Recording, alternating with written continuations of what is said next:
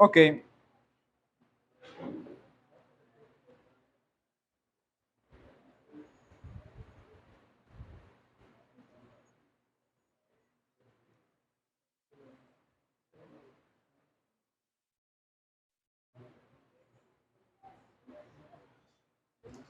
Juan capítulo 11, 25 al 26.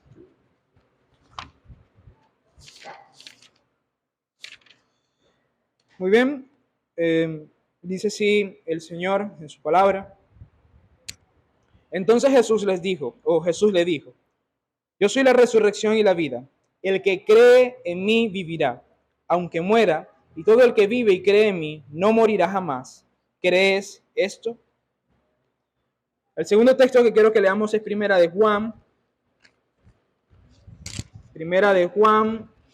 capítulo 5,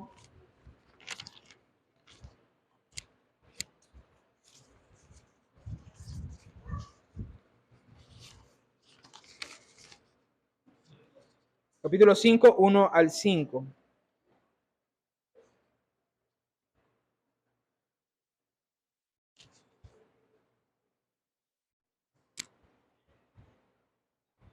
Ok, dice así. Todo el que cree que Jesús es el Cristo ha nacido de Dios. Y todo el que ama al Padre ama también a sus hijos. Así, cuando amamos a Dios y cumplimos sus mandamientos, sabemos que amamos a los hijos de Dios. En esto consiste el amor a Dios, en que obedezcamos sus mandamientos. Y estos no son difíciles de cumplir, porque todo el que ha nacido de Dios vence al mundo. Esta es la victoria que vence al mundo, nuestra fe. ¿Quién es el que vence al mundo, sino el que cree que Jesús es el Hijo de Dios? Ahora vamos a ir a Efesios, siguiendo la serie de la armadura de Dios. Efesios capítulo 6, versículo 16. Hoy corresponde ver el escudo de la fe. Efesios capítulo 6, versículo 16.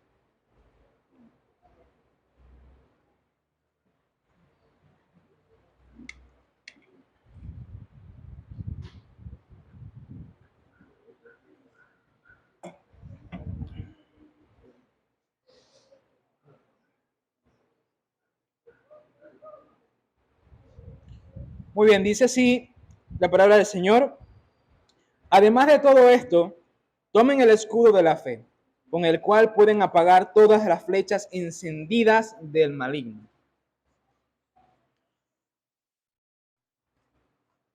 Vamos a orar, hermanos, para que el Señor nos ayude con el sermón.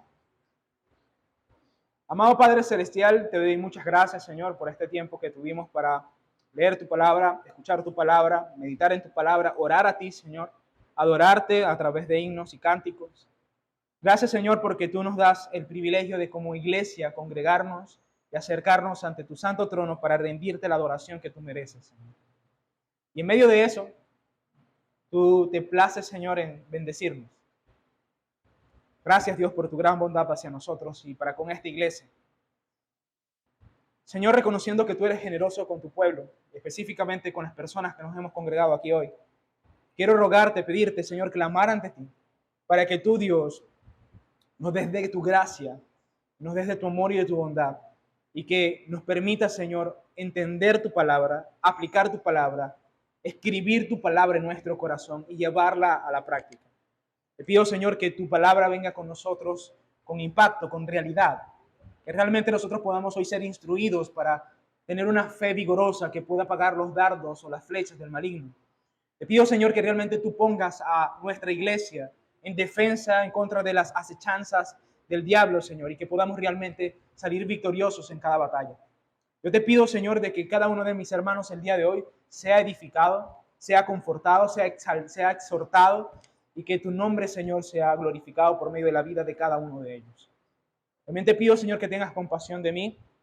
Te pido, Dios, que me uses como un instrumento en tus manos, como un vaso de barro que recibe sobre sí un tesoro tan precioso como es tu palabra, pero que tú lo utilices, Señor, para que hable con claridad, para que hable como debe hablar, para que aplique tu palabra con relevancia, con importancia, con impacto, y que realmente, Señor, tu iglesia sea edificada y tu nombre sea exaltado, Señor. Padre Celestial, te pedimos todas estas cosas en el nombre de tu Hijo amado Jesucristo. Amén.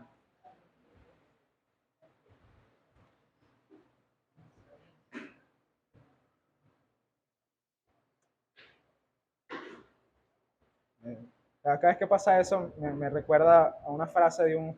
Ya, disculpen, yo me estoy haciendo un paréntesis en el sermón. Una frase de un ex jefe que decía que eso era un buen problema, ¿no? Tener que sacar sillas constantemente porque ya no hay sillas. Es un buen problema ese tipo de problemas.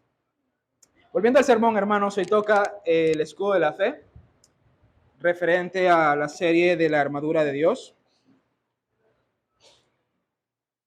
Y hay una frase que creo que cobra importancia para nosotros, que es una frase, de hecho, que decían los espartanos, específicamente las madres a sus hijos, y era: vuelve con tu escudo o sobre él.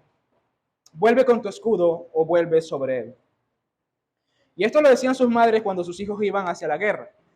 Y la idea era que ellos debían volver con su escudo si venían con victoria, o debían volver sobre su escudo si regresaban muertos.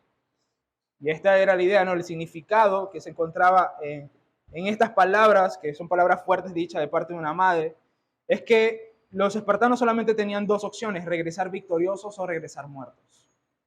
No podían regresar de forma acobardada o humillados, que era precisamente lo que significaba regresar sin escudo. El hecho de que un espartano perdiera su escudo significaba una injuria, significaba un deshonor civil y militar. Es por esta razón, hermanos, que los espartanos y la cultura griega en general apreciaban tanto la figura del escudo.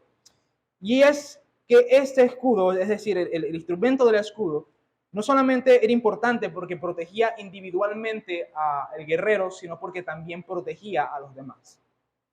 De hecho, si usted tiene memoria de la película 300, algunos ya se rieron porque se acordaron de eso, sabrán que hay una explicación del escudo del espartano. Y es la forma como está diseñado, y la forma como lo utilizan no es para protegerse a sí mismos, sino para protegerse a sí y a los demás. Básicamente el escudo era una forma de entender no solamente el hecho de la protección personal, sino también la protección al resto de personas que estaban a su alrededor y en extensión al resto de la nación.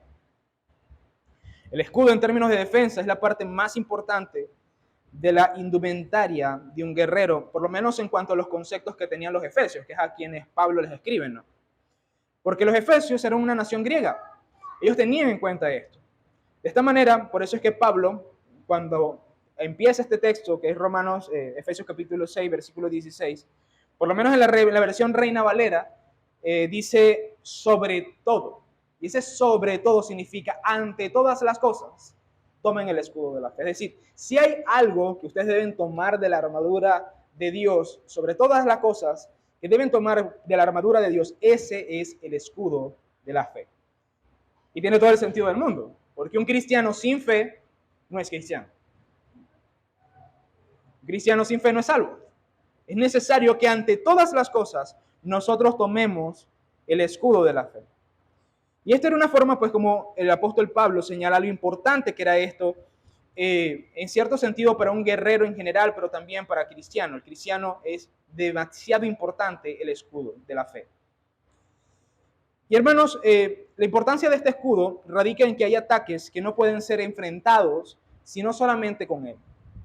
De hecho, usted puede imaginarse un guerrero que va a la batalla y tal vez puede hacer frente a muchos ataques sin necesidad de tener un escudo. Por ejemplo, si tiene que batallar cuerpo a cuerpo.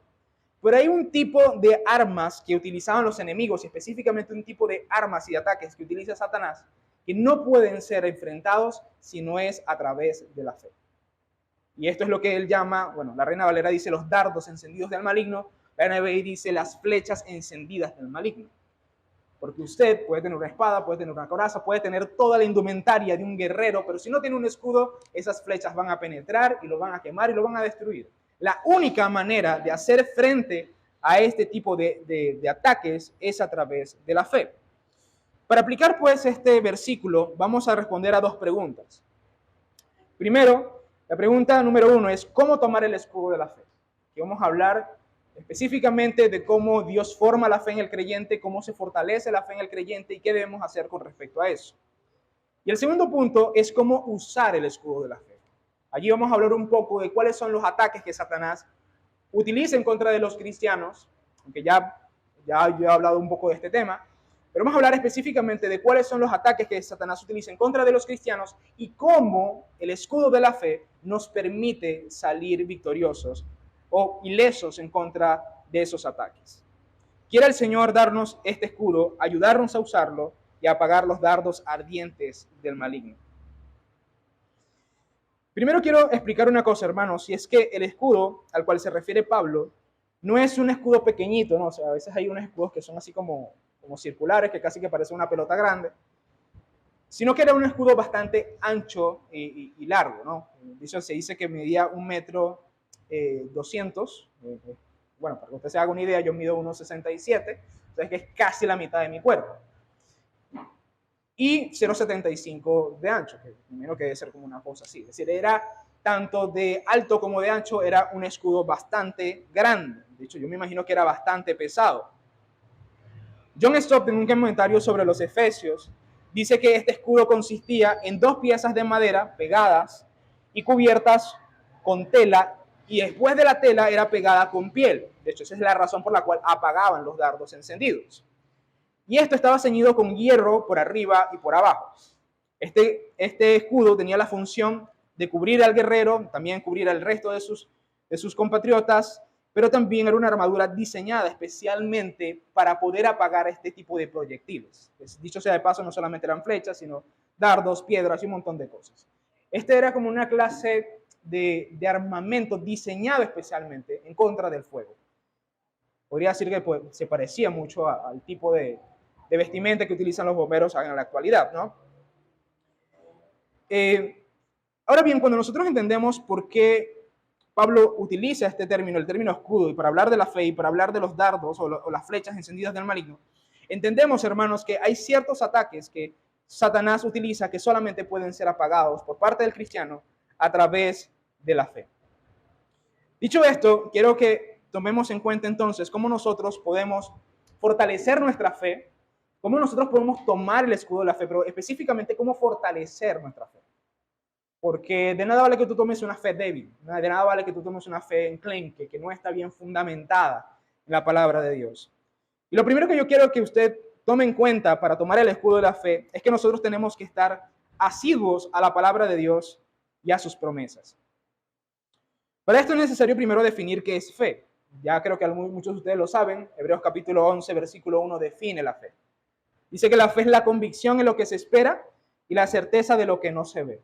Ahora, esto no es como que lo que se espera en general, ¿no? Como que, bueno, yo espero que el país cambie o yo tengo la certeza de que me voy a ganar la lotería. Eso no es fe. O sea, la fe está fundamentada en la palabra de Dios. Es la certeza de lo que se espera, es la certeza de lo que no se ve y la convicción de lo que no se ve, pero en la Escritura. No es una fe ambigua, ¿no? Que uno cree en cualquier cosa. Y además la Escritura dice en Romanos capítulo 10, 17, que la fe viene como resultado de oír el mensaje y el mensaje que se oye es la palabra de Cristo. Así que tenemos 2 cosas que entender en este punto. Primero, ¿qué es la fe? Es convicción, es certeza. Es convicción y es certeza en la palabra de Dios. Y la palabra de Dios, hermanos, lo que realmente produce en el cristiano, no solamente la fe. Es decir, nosotros tenemos la fe salvífica por la palabra de Dios. Cuando Dios envía su mensaje y 7 mensajes predicados, allí surge la fe del cristiano como un don de Dios, un regalo de Dios. Pero no solamente existe o nace a causa de la fe, sino que también es fortalecida únicamente por medio de la palabra del Señor. Ahora bien, hermanos, claramente esto significa que si usted necesita fortalecer su fe, lo importante para un cristiano es conocer la palabra de Cristo, es conocer la palabra de Dios, es saber lo que ella dice, es saber lo que ella explica, interpretarla, aplicarla, conocerla. Pero entre todas las cosas que la Escritura señala, creo que hay 3 cosas, y en este aspecto creo que la Biblia me respalda, hay 3 cosas que uno tiene que hacer especial énfasis para tener una fe fortalecida. ¿Qué quiero decir con esto? Que bueno, entre todas las cosas que la Escritura explica, hay 3 cosas que nosotros tenemos que prestar mucha atención para fortalecer nuestra fe. ¿Por qué digo esto? Bueno, porque hay ciertos detalles que de repente por sí solos no son relevantes. Por ejemplo, bueno, las 100 genealogías de Segunda de Crónicas, por ejemplo. Eso tiene su explicación, eso tiene su razón, etc. Pero saber que Josadad es hijo de Melicab no es precisamente algo que te va a permitir enfrentar las tentaciones o enfrentar las pruebas. Hay tres cosas que yo considero que son de vital importancia para la fe de un cristiano. Primero, hermanos, nosotros necesitamos conocer el carácter de Dios. De hecho, esto no es adrede, esto tiene que ver con la escuela bíblica de hoy, de hecho. Y es que nosotros, hermanos, si queremos tener una fe fortalecida, nosotros tenemos que entender que la Biblia no es un libro inspirado por Dios a secas. Es decir, no es simplemente que Dios está hablando, es que Dios se está revelando a sí mismo al mundo. ¿Sí entiende eso? O sea, la Biblia no es simplemente Dios hablando al mundo, es Dios revelándose a sí mismo al mundo. Cuando Dios actúa, habla en las Escrituras, su carácter está impregnado en sus páginas. Por eso, hermanos, por ejemplo, cuando nosotros leemos ciertos textos, no tenemos ningún tipo de entendimiento hasta que no entendemos el carácter de Dios. ¿Por qué Dios es tan severo en algunas partes de las Escrituras? No podemos entender eso si no entendemos que Él es santo, santo, santo, y que ni siquiera los ángeles pueden estar delante de su presencia, porque no son limpios delante de Él. Porque nosotros podemos confiar y decirnos unos a los otros que todas las cosas obran para bien, para aquellos que aman al Señor, porque Dios es soberano y todo lo que ocurre está en su mano. Porque nosotros podemos saber que Dios es amor, porque Él nos ha amado en Cristo y se ha revelado en las Escrituras y en la persona de su Hijo para con nosotros. Entonces, hermano, una de las cosas que nosotros debemos conocer, pero conocer verdaderamente, es a Dios. Es conocerlo personalmente. Es conocer quién es Él, cuál es su carácter, cuál es su persona. Nosotros necesitamos contemplarlo, verdaderamente contemplar a Dios y que ese conocimiento verdaderamente nos transforme. Dice el apóstol Pablo, disculpa, no está en el manuscrito, en 2 Corintios capítulo 3, versículo 18, si no me falla la memoria, que nosotros vemos con el rostro descubierto la imagen, la faz de Jesucristo y somos transformados de gloria en gloria a la imagen del Hijo de Dios por el poder del Espíritu Santo. Eso es lo que todo cristiano tiene que hacer. ¿Y por qué digo esto, hermanos? Porque cuando nosotros tenemos fe, no es que estamos creyendo en textos aislados de la Biblia, estamos creyéndole a una persona. Y esa persona es Dios. Y si creemos en Él, tenemos que conocerlo. Y una de las cosas que nosotros tenemos que hacer énfasis en cuanto a nuestro conocimiento de Dios, nuestro conocimiento de la palabra, es el conocimiento de Dios. En segundo lugar, en ese mismo orden, nosotros tenemos que conocer no solamente el carácter de Dios, sino también las promesas de Dios. El cristiano tiene que conocer las promesas de Dios. Si no conoce las promesas de Dios y sobre todo si no cree en las promesas de Dios, entonces ¿en qué está poniendo su fe? ¿En qué está siendo convencido? ¿En qué tiene certeza? Nosotros tenemos que estar seguros que el Señor cumplirá su promesa, pero para eso nosotros tenemos que saber qué es lo que Él promete. Tenemos que saber, hermanos, que Dios tiene en sus planes obrar en nuestro favor conforme a lo que Él mismo ha revelado en su palabra. Y esa revelación son sus promesas. Quisiera darle un ejemplo. Una de las cosas que, por ejemplo, en mi vida siempre ha sido un conflicto es el hecho de las recompensas de parte de Dios. El punto, hermanos, es que cuando uno es inmaduro en la fe, y yo no es que sea la persona más madura del mundo, ni que soy perfecto, ni nada por el estilo, pero cuando uno es inmaduro en la fe es bastante impaciente, es la palabra. Y una de las curas para la impaciencia, específicamente en cuanto a este tema, para mí ha sido lo que dice el apóstol Pablo en Gálatas. No se cansen de hacer el bien, porque a su debido momento cosecharán. Entonces, para mí eso es una promesa de Dios. Para mí es una promesa que incluye todas las promesas del Señor. Porque el Señor dice claramente que hay promesa cuando uno es fiel a su palabra, cuando uno contribuye a la iglesia, que Dios tiene muchas promesas para nosotros. Cuando nosotros dejamos cosas para poder servirle a Él, Dios cumple su palabra. Pero una de las cosas que a veces no leemos en la letra pequeña es que tenemos que perseverar para poder obtener o cosechar lo que hemos sembrado. Hermanos, nosotros tenemos que entender, relacionado con las promesas de Dios y relacionado con el carácter de Dios, lo que continúa en Hebreos capítulo 11 después de la definición. Y es que la Escritura dice que nosotros debemos creer que Dios es galardonador de los que le buscan. Que Dios es un Dios que no solamente es bueno, sino que tiene promesas buenas para su iglesia, para sus hijos. Y que basado en eso los insta a ser obedientes, los insta a creer, los insta a pedir, a orar, a clamar, a perseverar en la doctrina, a perseverar en la oración, a perseverar en la obediencia, a perseverar en la mortificación del pecado. Es basado en las promesas de Dios, hermanos, que nosotros debemos fundamentar nuestra fe. Y cuando nosotros creemos verdaderamente las promesas de Dios, eso transforma nuestras vidas. Hay una historia que yo siempre recuerdo, y creo que hay más de uno ya la ha escuchado un montón de veces. Era que un nuevo creyente estaba leyendo la Biblia y decía una parte en el libro de Juan, que si permanecen en mí, todas las cosas que ustedes pidan en mi nombre, se las concederá el Padre. Y este hombre llega impactado al cuarto de su amigo y le dice, dime si esto es verdad. Dice, porque no entendía. Yo, sí, eso yo lo he leído y leí un montón de veces. Que sí, sí es verdad. Y entonces él dice, esto es increíble. Esto es increíble. Si yo permanezco en él y pido algo conforme a su nombre, que es conforme a su voluntad, yo puedo estar seguro que yo lo tendré. Pero ¿qué pasa? Nosotros sabemos eso. Sabemos que es una promesa. Pero la verdad es que no lo creemos. Hermanos, creen en el carácter de Dios y creen en sus promesas. Y esto es algo lo cual nosotros constante, una y otra vez, tenemos que exhortarnos a nosotros. Porque si nosotros verdaderamente creyéramos en las promesas de Dios, seríamos más fieles en la obediencia, más diligentes en la obediencia. Seremos más perseverantes en la oración. No veríamos como poca cosa el hecho de que un día no oremos. Si queremos tener una fe fortalecida, tenemos que ver las promesas del Señor. Y en tercer lugar, hermanos, tenemos que prestar atención al Evangelio de Dios. En la palabra de Dios, cuando vamos a la palabra de Dios, una de las cosas en las cuales nosotros tenemos que hacer énfasis, no solamente es la promesa de Dios, el carácter de Dios, sino también el Evangelio de Dios. Y esto tiene mucho sentido porque realmente una de las cosas que Satanás ataca en la vida del creyente es la salvación.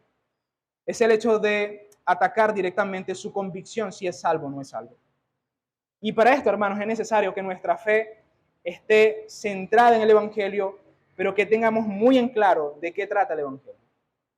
Esto lo voy a tratar más adelante, pero lo digo en adelante. Sucede que un cristiano llega y cae en un pecado. Puede ser un pecado atroz, un pecado pequeño, realmente es indiferente. Y el cristiano entonces empieza a pensar, no soy salvo. O seguramente no he nacido de nuevo. O seguramente estoy apartado del Señor. O realmente Dios no me ama. Cualquier cosa que pueda pasar por nuestra cabeza. Ahora, ¿qué es lo que nos dice el Evangelio, hermanos? Que nosotros somos salvos por medio de la fe, sin obras. Pero la realidad es que muchas veces, cuando caemos en pecado, pareciera que fuese al revés, ¿no? Que realmente me importa muy poco la fe, y que las obras es lo que determina si nosotros somos salvos o no. Claro, con esto no estoy diciendo que usted va a vivir como un impío, ni que usted va a hacer este tipo de razonamientos absurdos, ¿no? De que vamos a vivir sin santidad o algo así por el estilo. Pero la realidad, hermanos, es que nosotros, para estar revestidos con este escudo, necesitamos conocer bien el Evangelio. Necesitamos creer en este Evangelio, saber qué es lo que realmente expresa, que es un Evangelio de gracia, de salvación sin obras, solamente por medio de la fe, justificados pues por la fe, sin mediación de las obras, dice el apóstol Pablo en Romanos capítulo 4. Y eso nosotros tenemos que creerlo. ¿Por qué? Porque los ataques vendrán y vendrán en contra de la seguridad de nuestra salvación. Ahora, hermanos, estas son algunas cosas que nosotros debemos contemplar en las Escrituras y que debemos apropiarnos para tener una fe fortalecida en el Señor. Pero no solamente esto, sino que también hay dos cosas que el Señor nos da a nosotros como iglesia que debemos prestarle atención. Y es lo que nosotros llamamos medios de gracia. ¿Qué son los medios de gracia? Los medios de gracia son canales oficiales que Dios ha instituido en su iglesia para fortalecer la fe de la iglesia. Voy a repetirlo. Los medios de gracia son canales oficiales que Dios ha instituido en su iglesia para fortalecer la fe de la iglesia. Dentro de la doctrina que nosotros proclamamos y creemos que está en la Escritura, hay dos medios de gracia: la predicación de la palabra de Dios y los sacramentos. Voy a empezar con la predicación. Si nosotros necesitamos ser fortalecidos en la fe que tenemos, hermanos, nosotros necesitamos la predicación de la palabra de Dios. Y ahora usted pensará, bueno, ¿cuál es la diferencia realmente entre la predicación de la palabra de Dios y yo leer mi Biblia en mi casa? ¿No? ¿Para qué yo me voy a congregar? La diferencia, hermanos, es que realmente Dios ha instituido la predicación como un medio específico de bendecir a su iglesia. El apóstol Pablo lo expresa así en 1 Corintios capítulo 1, versículo 21. A Dios le agradó salvar a los creyentes por medio de la locura de la predicación. Dios le agradó salvar a los creyentes por medio de la locura de la predicación. Es decir, Dios designó la predicación para salvar a los creyentes. Y esa salvación no solamente implica el hecho cuando crees por primera vez, sino también incluso la santificación. Y esto implica, hermanos, que Dios le agrada edificar a su iglesia, transformar a su iglesia, renovar a su iglesia, fortalecer la fe de su iglesia por medio de la predicación de la palabra. Y para eso Dios designa pastores, para eso Dios designa dones dentro de la iglesia que implican este mover de parte de Dios. ¿Sí? Ahora, yo lo que quiero que usted entienda en este punto, hermanos, es que el hecho de que Dios designe la predicación del evangelio como una forma de fortalecer la fe de la iglesia no significa para nosotros que para fortalecer nuestra fe sencillamente tenemos que venir aquí, sentarnos y escuchar. Claro, eso es básico, ¿no? Eso es lo que usted tiene que hacer. Pero no es solamente eso. Hay diferencias en cómo nosotros escuchamos la palabra de Dios. De hecho, aquí en este mismo momento, hermanos, hay algunas personas que yo sé que me están escuchando y otras que su mente está en otro lugar. Y la gran pregunta es realmente quién está escuchando conforme a los términos de la palabra. ¿Quién es que realmente está siendo alimentado por la predicación de la palabra? Pero incluso si nosotros escuchamos, hermanos, podemos tener una actitud irreflexiva, irreverente, inapropiada en cuanto a la predicación. Y eso pasa con mucha frecuencia. De hecho, hermanos, es algo que yo aprendí en la iglesia reformada porque yo venía con una actitud muy de el predicador es alguien que entretiene, ¿no? Como que, el sermón no estuvo bueno, porque de repente no estaba bien elaborado, muy éticamente, por esto, por aquello. Esa actitud no debe estar en nosotros. Y básicamente veía el sermón más como un tema de entretenimiento, de una exposición de un hombre hablando y no como la palabra de Dios siendo expuesta. ¿Cuál es la actitud que nosotros debemos tener al momento de recibir la palabra predicada, hermanos?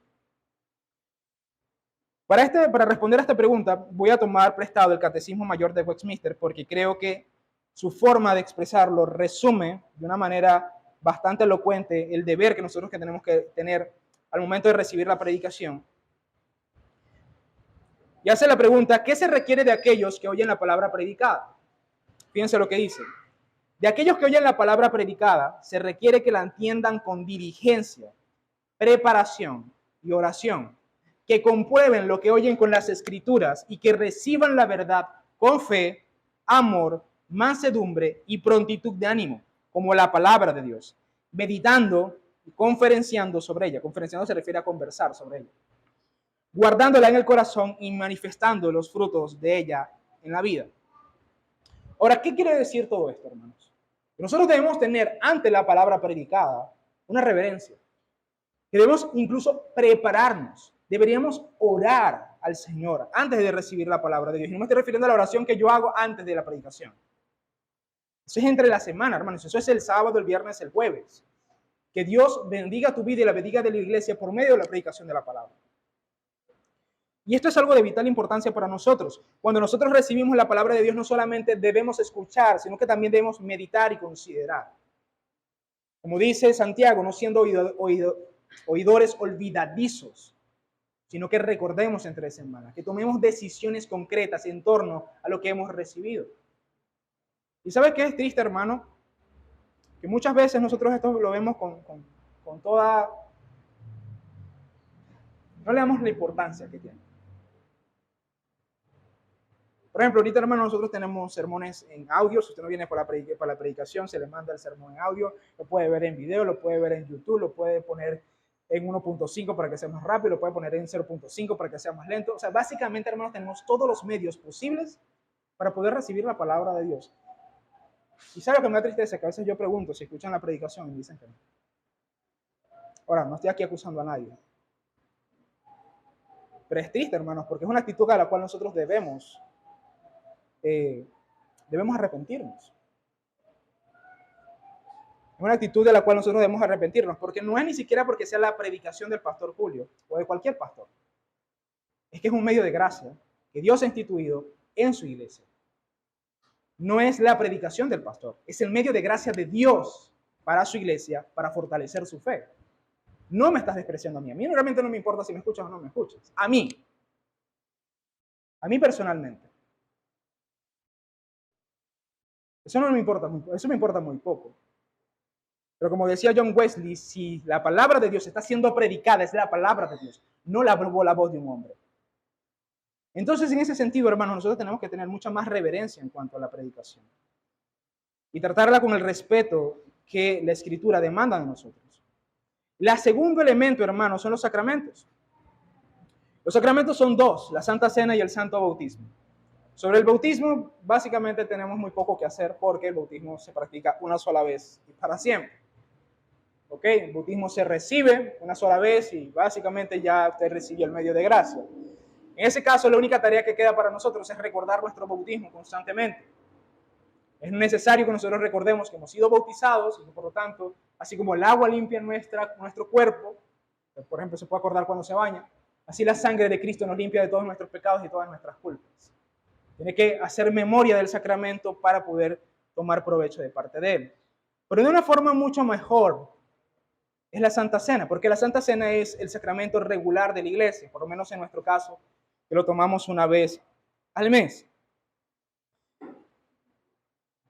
En el sacramento de la Santa Cena, hermanos, ¿qué se nos dice? Se nos dice que tan ciertamente como vemos que el pan se parte, y tan ciertamente como vemos que el vino rojo se reposa en la copa, así de cierto Cristo fue quebrado por nuestros pecados y la sangre de Cristo fue derramada por nuestros pecados para darnos el perdón de pecados, para librarnos de nuestra condenación. Cuando nosotros participamos de los sacramentos, estamos fortaleciendo nuestra fe por medio de ellos. Nos estamos recordando a nosotros mismos de una forma visible, audible e incluso palpable que nuestros pecados son perdonados. Que Cristo, el Hijo de Dios, vino al mundo y quebrantó su carne y derramó su sangre para darnos el perdón de los pecados. Que nos ha amado tan ciertamente como lo vemos con nuestros ojos. Y tenemos que prestar atención al sacramento, hermanos, de la Santa Cena. Y aquí nuevamente es donde nosotros tenemos que ver cómo estamos procediendo también con respecto al sacramento. Por ejemplo, los que no son miembros de la iglesia, hermanos, sean diligentes en hacer lo que es necesario para poder participar de la Santa Cena. Los que sí son miembros de la iglesia, hermanos, sean diligentes en participar del sacramento cuando hay sacramento. Participen de la cena y no solamente participen en el sentido de estar acá, sino también háganlo con toda reverencia, con la fe que medita, con la reverencia que medita. Por ejemplo, hermanos, a veces yo estoy partiendo el pan o administrando el vino, y esto lo he explicado un montón de veces, pero tienen la mirada en otro lado. El sacramento es una predicación visible, tienes que verla. Si no la ves, no la estás recibiendo. Me parece porque vino un hermano la última vez y claro, no está acostumbrado a la doctrina reformada, pero cuando estamos administrando el sacramento estaba así. Y claro, para nosotros eso no tiene ningún sentido. Yo entiendo que lo hace con un sentido de reverencia, pero realmente el sacramento es algo que se ve, son señales y sellos visibles. Tienen que ser vistos. Y ese tipo de cosas tenemos que corregirlas. Tenemos que aprovechar los medios de gracia que Dios ha instituido para nosotros para poder ser fortalecidos. Ahora, hermanos, ¿qué sucede cuando realmente somos diligentes en leer la palabra de Dios, en conocer el carácter de Dios, en conocer las promesas de Dios, en conocer el evangelio de Dios, creer esas cosas? Cuando somos diligentes en recibir la predicación con toda reverencia, con meditación, con diligencia, cuando recibimos los sacramentos como se debe, visualizándolos, observándolos, meditando en ellos y creyendo en ellos, o lo que ellos nos predican, nuestra fe se fortalece. Tenemos un escudo fortalecido. Tenemos un escudo fortalecido. Entonces tenemos que ser diligentes, hermanos, en tomar el escudo de la fe. ¿Y cómo tomamos el escudo de la fe? Aplicando todas estas cosas. Toma el escudo de la fe, amado hermano, para que cuando venga el día malo, cuando vengan los ataques de Satanás, puedas hacer frente a él. Esta es la primera tarea que tienes. La primera tarea que tienes es tomar el escudo de la fe a través de todos los medios que Dios te ha dado para poder fortalecer tus convicciones y tus creencias en el Señor. Ahora bien, ya tenemos el escudo a nuestra disposición. Hemos visto cómo prepararlo y tenerlo listo para la batalla. Ahora debemos responder a otra pregunta para poder aplicar el texto. La pregunta es, ¿cómo uso el escudo para apagar las flechas encendidas del enemigo?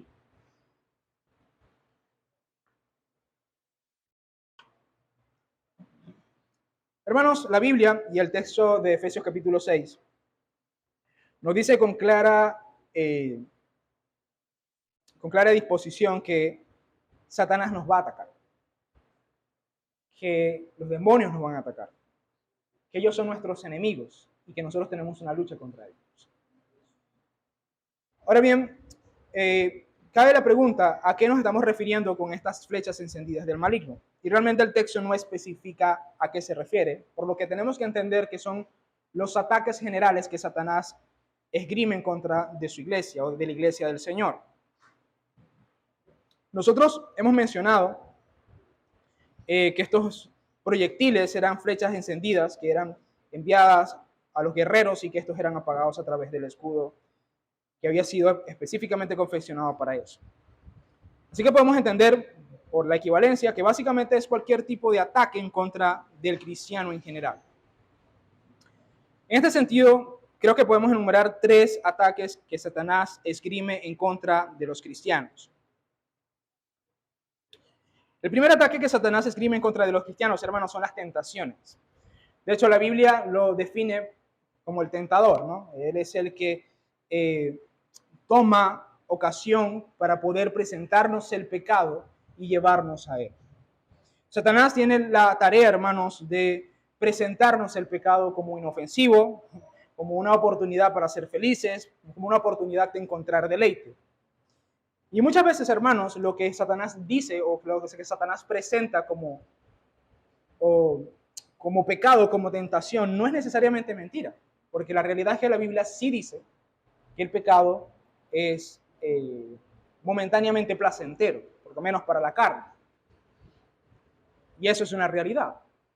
Pero la realidad, hermanos, es que Satanás se atreve a presentarse delante de nosotros y darnos este pecado, presentarnos este pecado como una oportunidad para nosotros encontrar deleite, algún tipo de solución, algún tipo de ayuda o algo que nos genere un supuesto bien, cuando realmente el pecado representa todo lo malo que hay en el mundo. Y es aquí, hermanos, donde juega un especial labor la fe del creyente. ¿Por qué? Porque la fe del creyente en esos momentos va a decir, es más importante, es más valioso y es mucho mejor obedecer al Señor y ser fiel al Señor que tener un momento de placer en el pecado. La única manera, hermanos, como nosotros podemos hacer frente a este tipo de tentaciones es a través de convicciones sólidas. Y esto es algunas veces tengo que tratar esto en consejería, porque a veces nosotros caemos en el error de pensar que nosotros caemos constantemente en tentación porque tenemos una voluntad débil. Y la realidad es que todos tenemos una voluntad débil. Nuestra voluntad nunca es fuerte. Usted se considera que una persona de voluntad fuerte, pues bueno, yo le diría que se examina a la luz de la Escritura. No, hermano, no se trata de tener una voluntad fuerte, sino una fe sólida. Convicciones firmes en la palabra de Dios. Porque es allí, hermanos, realmente donde se juega el terreno de esta batalla en contra de la tentación. Sí, ciertamente tenemos que resistir, ciertamente tenemos que usar la voluntad, pero de nada vale, hermanos, si no estamos convencidos de que el pecado es realmente aborrecible ante los ojos de Dios. De nada vale, hermanos, que nosotros tengamos una voluntad fuerte si nosotros no estamos convencidos de que ser fiel al Señor vale más que un momento de pecado. Si esas convicciones no están en nosotros y no son parte de nosotros, vamos a caer constantemente en la tentación del diablo. Tenemos que estar convencidos de las verdades de las Escrituras para poder ser frente a ellos. Levantamos nuestra fe, las tentaciones vienen en nuestra contra y serán apagadas por medio de ella. Pero es a través de la fe, es a través de las convicciones que el Señor nos ha dado. Y una de las grandes convicciones que nosotros tenemos que tener en cuenta, hermanos, es que el pecado es aborrecible delante de los ojos de Dios. Es la convicción, hermanos, de aunque ciertamente la salvación no se pierde y es por pura gracia, el pecar contra Dios es una ofensa en contra de Él. Y que Dios no merece que nosotros le paguemos con nuestro pecado. Esas convicciones tienen que estar en nosotros, no simplemente saberlo. Porque ese es un gran problema que muchas veces tenemos, que pensamos que saber algo es igual que estar convencido, y no es igual. Hermano, tienes que estar convencido de las verdades acerca de la santidad, acerca de la pureza, acerca de la vida cristiana para no caer en tentación. El segundo ataque, hermanos, que el diablo utiliza y de hecho que combina con el tema de la tentación son sus mentiras. De hecho, la Biblia lo llama el padre de mentira. Y ciertamente el diablo actualmente ha instaurado diferentes mentiras sistemáticas en el mundo. Básicamente tienes que ver lo que se cree actualmente sobre el género para poder saberlo. Pero en cuanto a los cristianos, hermanos, Satanás no es tan directo porque obviamente no es tan bruto. Es verdaderamente un ser inteligente, astuto, una serpiente, el animal más astuto en el huerto del Edén. Y lo que hace Satanás, hermanos, y es lo que Satanás hizo en el huerto del Edén, y es lo que Satanás hizo en el desierto ante el Hijo de Dios, es mezclar la verdad de las Escrituras con interpretaciones falsas o con un poco de mentira, de tal manera de que la aplicación o su comprensión se distorsione de su propósito original. Podemos pensar, por ejemplo, en el caso de Eva.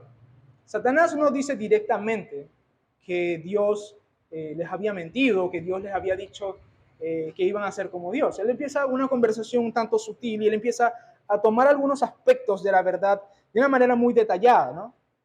Dice, con que Dios les dijo que no comieran de todo árbol del huerto del Edén. La única palabra que Satanás cambia es la palabra todo. Una sola palabra, en toda la frase que el Señor dio. ¿Se da cuenta? Podemos ver entonces el mismo caso cuando tienta al Señor Jesús y le dice, básicamente también les plantea ciertas mentiras, ¿no? En ese caso también, cuando él dice, lánzate, porque el Señor dijo que iba a enviar a sus ángeles para que te cuiden. Ahora, ¿cuál es el problema con eso? Si es realmente lo que dice la Biblia. Bueno, el problema es que esa no es la aplicación de ese texto. El mismo Señor le dice, no tentarás al Señor tu Dios. Dios dice eso, que Él enviará a sus ángeles, y sí es cierto, pero no debes tentar al Señor tu Dios. Entonces Satanás es un intérprete audaz que empieza a colocar mentiras en la mente del creyente, que empieza a combinarlas con verdades, que al mismo tiempo con mentiras y con ideas extrañas. Y entonces caen en el pecado, caen en la tentación.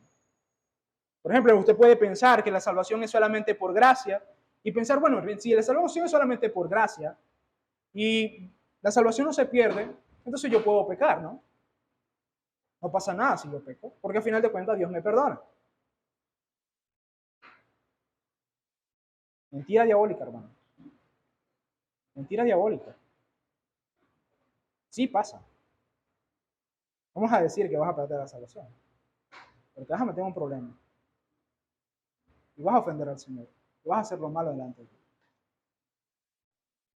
A veces podemos llegar a caer en la mentira de Satanás de que el pecado no es tan malo como nosotros deberíamos pensar, ¿no?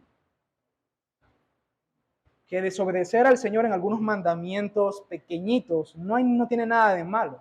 Que faltes un día a la iglesia, que no saludes a un hermano, que metes alguna excusa en el trabajo, alguna mentirita por aquí, una mentirita por allá.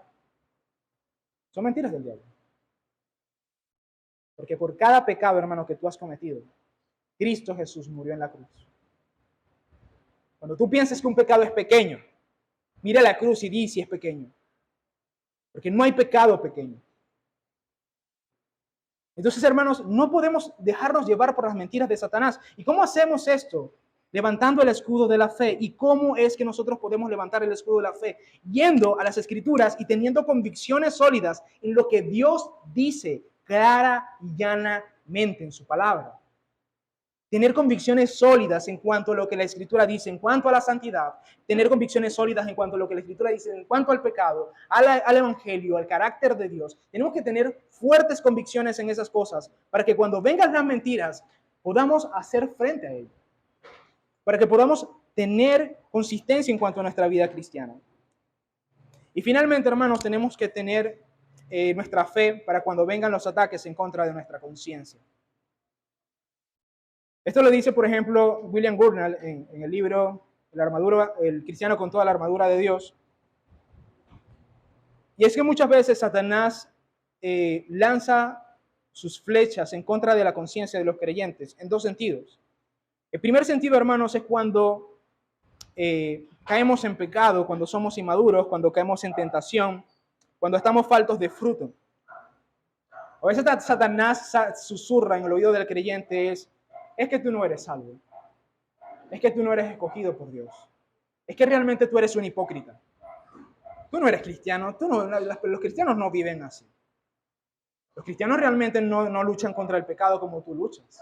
Esas debilidades que tú tienes no son muy cristianas, que digamos. Eso que tú has hecho no es algo que hace un hijo de Dios. Tú no eres un hijo de Dios. Y empieza a atacar la conciencia del cristiano una y otra y otra y otra vez. Y aunque muchas veces, hermanos, no se apartan literalmente del camino de Dios, se afligen terriblemente. Y esa aflicción hace que pierdan fuerza en cuanto a su vida como creyentes. Y es allí, hermanos, donde tenemos que levantar el escudo de la fe. Y tenemos que decir, no literalmente, por favor, no se ponga a hablar con el diablo. Nosotros tenemos que decir, aunque yo no sea tan santo, aunque ciertamente he caído, aunque ciertamente tengo debilidades y me falta mucho por crecer como creyente, lo cierto es que mi salvación no descansa en mí, sino en Cristo Jesús, quien murió por mi salvación. En Él está mi salvación y en Él descanso. Caigo y nuevamente pongo mi fe en Él. Estoy mal espiritualmente, vuelvo a poner mi fe en Él. Levanto el escudo y no dejo que esos ataques me aflijan, me quemen, me llenen de desánimo. Mi conciencia no debe estar puesta, hermanos, en mis obras o en mi debilidad o en mis pecados. Debe estar puesto en la suficiencia del sacrificio de Cristo Jesús. Hermano, ninguna buena obra puede añadirle algo al sacrificio de Cristo. Ningún pecado puede quitarle algo. Es eso en lo que tú tienes que descansar. Ahora, hay otra forma en cómo Satanás también ataca la conciencia del cristiano. Y es ahí donde tenemos que mover el escudo hacia otro lugar. Y es el caso contrario, hermanos. Y es que el enemigo aliviana nuestra conciencia, en el sentido de que lo que comentaba hace un momento es que el pecado ya no es tan malo como parece. Que el crimen que estamos cometiendo, los pecados que estamos cometiendo, realmente no son tan malos como parece. Y muchos de los problemas, hermanos, que nosotros tenemos con el pecado radican en nuestra conciencia. Le voy a dar un ejemplo. Supongamos que alguien lucha contra un pecado, el pecado de la mentira. ¿Qué sucede? Que como son palabras, muchas veces nosotros pensamos que realmente no pasa nada, que no es algo tan malo, ¿no? Y especialmente cuando son pequeñas mentiritas, como dicen por allí, ¿no? Llegamos tarde al trabajo y decimos que fue porque había mucho tráfico y realmente no había nada de tráfico. Cosas por el estilo, ¿no? Pero ¿qué pasa si nosotros viéramos ese pecado de la misma manera como veríamos la violación de una persona? ¿Cuál es el problema entre uno y otro? ¿Cuál es la diferencia entre uno y otro? Que la primero, nuestra conciencia se alerta y decimos, ¿qué? ¿Cómo puede ser posible? Incluso si nos enteramos, posiblemente hasta nos pongamos molestos de quién es y vamos y hacemos algún tipo de acto de justicia por nosotros mismos. Nos molestamos, no nos quedamos de forma indiferentes. ¿Por qué? Porque nuestra conciencia nos dice, esto está mal. Esa conciencia, bueno, tal vez no a ese nivel, pero sí debe tener cierto nivel. Debe estar en cada uno de los pecados que nosotros cometemos. Y eso ya decía, y eso, hermano, nos lleva a ser íntegros. Eso nos lleva a nosotros a ser verdaderamente íntegros. Y hermanos, a veces eso incluso puede llevarnos a hacer cosas que nos pueden ser perjudiciales en cierto sentido.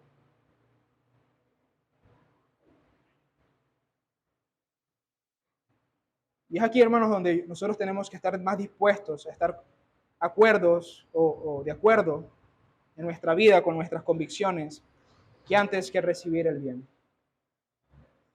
De esta manera, hermanos, recibiendo estos tres ataques y utilizando nuestra fe, las tentaciones del diablo, las mentiras del diablo y los ataques a nuestras conciencias, cuando nosotros recibimos estos ataques de parte de Satanás y utilizamos nuestra fe, entonces podemos salir ilesos.